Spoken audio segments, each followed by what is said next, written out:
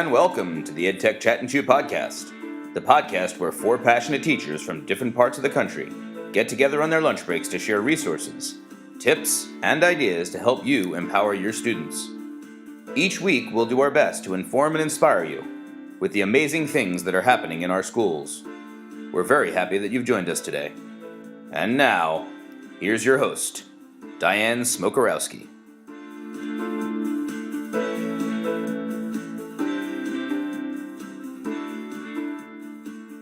Episode 13, where we are getting ready to share with you our latest global collaborative project called 60-Second Poet, and we are crazy excited about that. So apparently it's passing period in Wichita today. Things happen. Today I'm working with 8th grade students as they're rolling out some Chromebooks, so it's been a busy day around here. Mike, what's happening in Pennsylvania? We've got some exciting stuff going on. I've spent the past couple days recording. We did a collaborative whole school book project where each kid wrote one line of a book, K through 5, and I've been recording students one at a time in order using iMovie in order to create one giant video book that we're going to show at our Book Spring to Life event that we have going on in a couple of Fridays. So I have a couple of weeks to put that all together, and that's been consuming me for the last couple of days. That's cool. Yeah, it's pretty neat. Very cool. And he just finished a half marathon, friends. And that. Thank you. That's very cool. Okay, so Karen, what's happening in El Paso these days?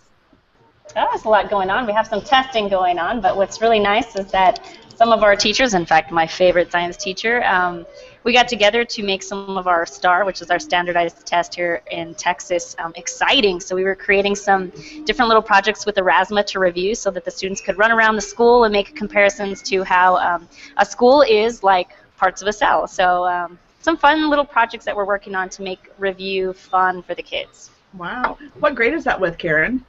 I think it's 7th grade, 7th or 8th grade. Very cool. Very cool. I'll share with you when it's done. It's pretty awesome. I would love to see that. I love it. Okay, Andrea, what's happening in Irving? It's like Karen said, is testing season. So right now I'm actually getting to hang out, though, with some small groups for science during the day, which is a lot of fun.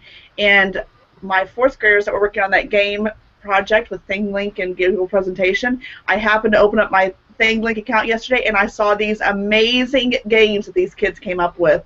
So I can't wait to share those even more. So they turned out really, really awesome. Do we not have like the best job ever to see our kids' creativity? Exactly. Yeah. Exactly. We do.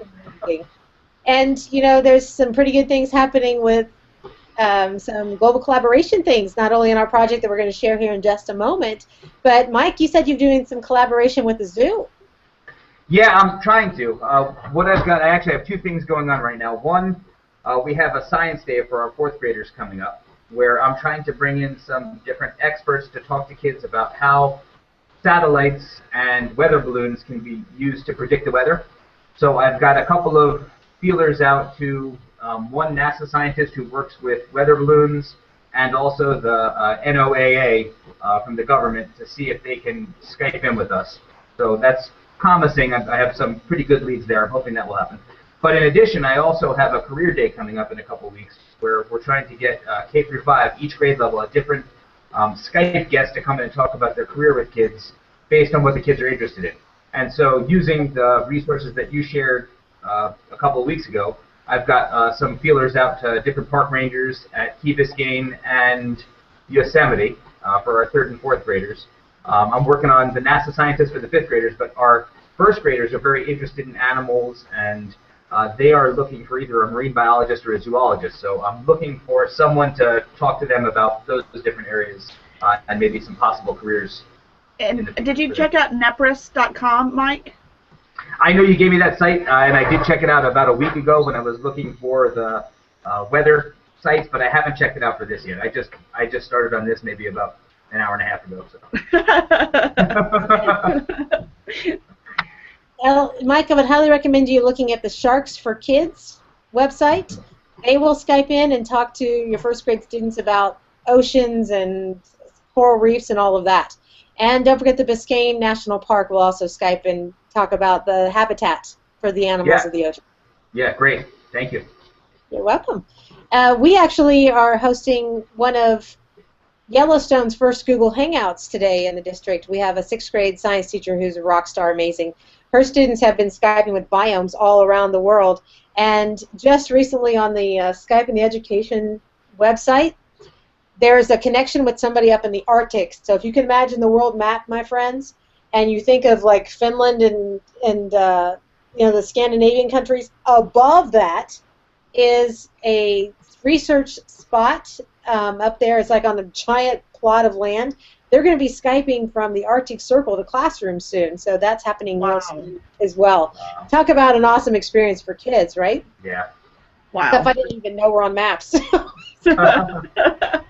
Okay, so Andrea, I'm going to have you kind of share with our audience our project, since this all started with your imagination. Well, April is National Poetry Month, and I am one of those people, I like different days, like Dr. Seuss's birthday or whatever, and I happened to come across a website that is Poem in Your Pocket Day, which is April 24th. So we kind of collaborated, of course. I love the EdTech Chat and Shoot group, and we talked about how cool would it be to kind of open up a forum to offer lots of different kids the ability to share their poetry in a 60-second poetry video, or by using Voki and sharing their Voki that way, or pictures, or pretty much the sky's the limit on what they can do. So the 60-second poet was born. And from there, Mike, what it has moved into? Yeah, so we have a Weebly site up that Karen put together for us, and each of us has collaborated and done our own little part with. And on there are different resources that can show you how you can record your students. We're looking for original poems of about 60 seconds, give or take. Less would be better. And we would like a recording of them, either reading or sharing their poem in some way. And we're going to stitch them together into a video, or a couple different videos, that on April 24th, I believe, is that right, Andrew? Yep, that's right. On April 24th, any schools around the world that would like to see what awesome original poetry by students looks like can go to our videos and see the amazing stuff that's going on in schools all over the world. It's going to be so much fun. Karen, what are some excitement things that you're excited about sharing with the project? Well, I'm excited that we're not limiting them to using a certain type of tool, and I'm excited that if you have an iPad, you can still create something and share your poem. If you have a tablet, if you have a computer, heck, if you just have something to record your voice, it's nice that we've got, you're really open to being creative and sharing your poem in any which way that you want. And of course, everybody has different things that they like to write about, so this opens that opportunity for our students to write and just share the things that they love and what they're passionate about, and in a nice little poem format. So I'm excited about just giving the kids the opportunity to do some writing and then share their work. And on the Poem in the Pocket website that they have, there's tons of different resources and ideas how you can even extend this past your little 60-second poetry that we want you guys to do. But like Karen said, though, we're not limiting it just to the videos and the audio. If you have a student that wants to do it but doesn't necessarily feel comfortable being on video, they might make a Voki, and we'll make sure to at least, may not have that with our compilation video, we'll make sure to still promote that and publicize it for those kids. And if it's not a project that's being completed within class, if a student really wants to write poetry, they can do it at home and still submit their poems to us as well. So we can share with the world. Yay! Exactly. Yeah, I think one of the great things about this project, as opposed to some of the other projects that we've done, is for homeschool parents who maybe only have 1 or 2 kids, this is a perfect opportunity to jump in. You don't need a whole class to connect with this project. Any one student who's interested in poetry, wants to maybe take a chance and do something that they haven't done before and stretch themselves a little bit, can create an original poem and share it with the world through this. So that's exciting for me. And you know me, I'm all about global collaboration anyway. So the idea that we're going to have all these perspectives and voices from around the globe share in one space, that just makes me happy. But on that note, we make sure if you are a school, we want you to participate, but make sure that you are following your district guidelines and you have those good permission forms, since we probably will be using audio and video. Yes, that's the first step of any big project, especially on the global level, is to look at your district's acceptable use policies and student publishing works and their images on the web. So yes, definitely check there first, and then come play with us. I feel like we need one of those really fast-talking, deep voices right now to, to voice over on the bottom, this offer only valid for all the legalese down the bottom, but yes, make sure that you have permission. Fantastic. So we are asking all of these responses to be into us by what day, Mike? I believe it's the 18th. Is that correct? Yes, I believe so. Okay. Yep, And April 18th. And so that we can compile the video and put it out on Poem in Your Pocket Day on the 24th. So get creating, my friends, and let's share the good news with everyone. And the hashtag is hashtag 60, the number 60, SEC Poet. 60 SEC Poet. Got it. And Karen, do you want to share the website? We're going to put it in our show notes, but what's the website that people can go to? The website is 60SECPOET.weebly.com. And we'll put the link to that also on our EdTech show notes page, so you can definitely find us that way as well. Mike, are there any other questions from our viewers on Facebook that we need to address today? You know what? I didn't check before the show, so I'm going to say no. Okay. But if there are, we'll get them next week. Okay. So, all right. Anything else before we run our lunch count? It's a busy time, isn't it? Okay, Karen, what's for lunch? Well, I snuck off to a coffee shop for lunch, so just a nice little mocha and a turkey sandwich, and great music. All right, Mike, what's for lunch? I had a salad earlier, and I have the stereotypical teacher apple right here that I may have for a snack later on. Okay, so what is Red Delicious, of course. What is a teacher on a half marathon? What does he eat after that?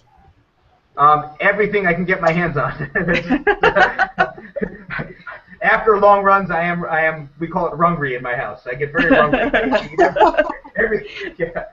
Okay. I actually have to. You'd think that when you run that you automatically lose weight, but you have to be careful not. You get so hungry after running that you have to be careful not to consume more calories that you just ran off. Okay. And Andrea, what's for lunch? I had macaroni and cheese with hot dogs. Okay. Well, yeah, Good traditional very kid yummy. food. It was home cooked, and now I'm drinking my Sonic because I need it for today. Well, and I brought my lunch here to school today, so it was almond butter on English muffin, cucumber slices, and fresh pineapple slices. So yeah, been pretty tasty. Okay, friends. We can't wait to see you create, and come join us on 60 Second Poet. Till next time, we'll see you later. Bye. Bye. Thanks, friends, for joining us for this week's EdTech Chat and Chew. We love getting together to learn from each other, and we're happy you were able to learn along with us today. You can make sure that you don't miss an episode by subscribing to the podcast on iTunes or to our YouTube channel. If you enjoy the podcast and you got a few good ideas today, please take a second to leave us a review on iTunes. Leaving a review is a great way to let others know about the show. Show notes and more information about topics from today's episode can be found on our website, edtechchatandchew.weebly.com. If you have questions for us, or would like to give us feedback, drop us an email at edtechchatandchew@gmail.com. We'd love to hear from you, and we'll try and get your questions answered on future shows. On behalf of the podcast team, I'd like to wish you a week filled with all of the amazing things that make teaching the greatest job in the world. Make sure to join us next week for a game show episode. We'll have 2 listeners competing for fabulous-ish prizes as contestants on our first installment of EdTech Chat and Chew, the match game. See you next time. Until then, keep on learning.